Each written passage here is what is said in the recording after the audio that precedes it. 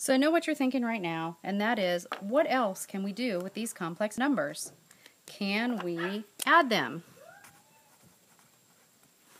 Yes, we can add them. Let's see how. Here's an example of an addition problem. I have 2 plus 5i. I want to add that to 7 minus 9i. These are both complex numbers. Remember that we talked about having a real part and an imaginary part. Here I have another real part and another imaginary part. So if we treat these complex numbers like they're variables, we can just combine like terms the way we always have.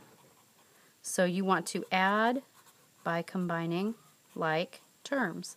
So I will add the real part to the real part. 2 plus 7 gives me 9. And the imaginary part to the imaginary part, 5i plus negative 9i is negative 4i. Let's look at another example.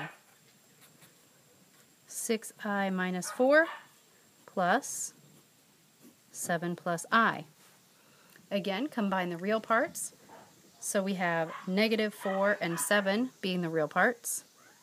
Gives us 3. And 6i plus I, that has that invisible 1 in front of the I. So that will be plus 7i. Now, when we're working with complex numbers, we always want to report our answer in that form, a plus bi. So we will put the real part first, like we did in this one, the imaginary part second, like we've done in both of these examples. What else can we do? Well, surely if we can add them, we can subtract them, right? Because subtraction is just addition of opposites. So yes, we can subtract. You have to be careful though. When you are subtracting complex numbers, you want to make sure that you distribute, so to speak, that negative sign to everything in the second set of parentheses. So I'm going to make sure that I distribute that negative to the 7 to make it negative 7, and to the negative 9i to make it plus 9i, before I combine the 2 and the negative 7 to get negative 5, and the 5i and the 9i to get plus 14i.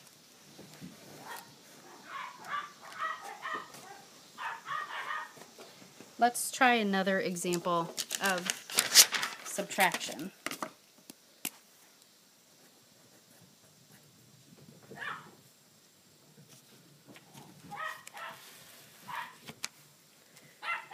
Six I minus 4 minus 7 plus I.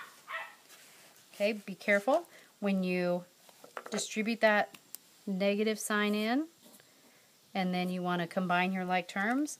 So combining the real parts, I'll have a negative 4 and a negative 7, which is negative 11. And the imaginary parts, I have 6i and negative 1i, so that's plus 5i. Another operation we can do with complex numbers is distribute.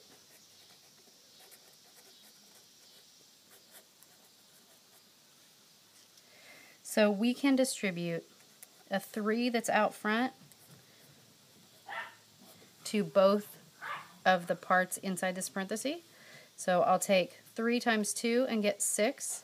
Now, while I cannot add terms that don't both have i's, I can multiply them. So I'm going to have 3 times 2 to get 6, and 3 times 5i to get plus 15i. And it will work the same way if I have my number at the end of the parentheses instead of at the beginning. I'll still be distributing that 5 into the 7 and to the negative 8i. So this will give me 35 minus 40i. There are other operations that you can do with complex numbers, but we will get to those later.